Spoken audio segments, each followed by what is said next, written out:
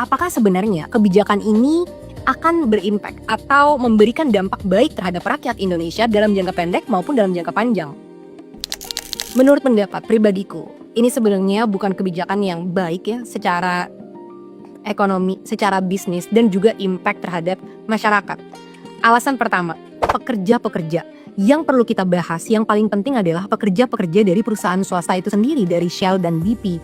Kita nggak cuma ngomongin pekerja-pekerja karyawan yang bekerja di kantor, tapi yang kita omongin adalah pekerja-pekerja yang di lapangan, teman-teman. Yang membantu untuk mengisi BBM, yang bekerja di toko-tokonya. Mereka-mereka inilah yang sebenarnya mungkin secara gaji masih minimal banget gitu kan, dan hidupnya sangat rentan. Nah, yang terjadi adalah karena hasil dari kelangkaan minyak, banyak dari mereka yang akhirnya tutup gitu, dan pekerja-pekerja ini terancam untuk bisa nantinya di PHK kalau ini terus berlanjut.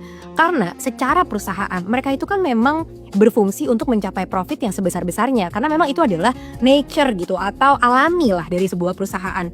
Kalau memang dilihat dalam beberapa bulan gak ada income, sementara mereka harus tetap operasional, harus ngebayar gaji karyawan, yang terjadi adalah mereka akan menanggung resiko itu gitu kan. Dan perusahaan sebagai badan yang memang mau mencari profit gak mungkin mau menanggung resiko yang seperti itu.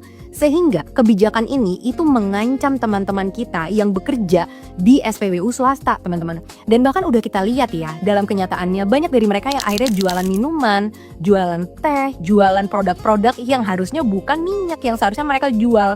Nah, responnya apa? Respon dari Kementerian SDM malah berkata kalau kita nggak memperbolehkan ya adanya PHK besar-besaran. Loh, gimana sih? Ini kan kayak gaslighting ya? Atau mereka yang sebenarnya membuat masalah, tapi di saat perusahaan-perusahaan swasta mau bertindak, mereka malah diancam kalau nggak boleh untuk bisa nge-PHK. Terus maksudnya harus rugi gitu? Dan kalau rugi mereka harus angkat kaki gitu? Duh, kebijakan ini tuh bener-bener nggak melindungi pekerja-pekerja teman-teman kita yang kerja di SPBU swasta. Alasan kedua, hak konsumen. Teman-teman, sebagai konsumen, kita mempunyai hak untuk mendapatkan produk yang terbaik.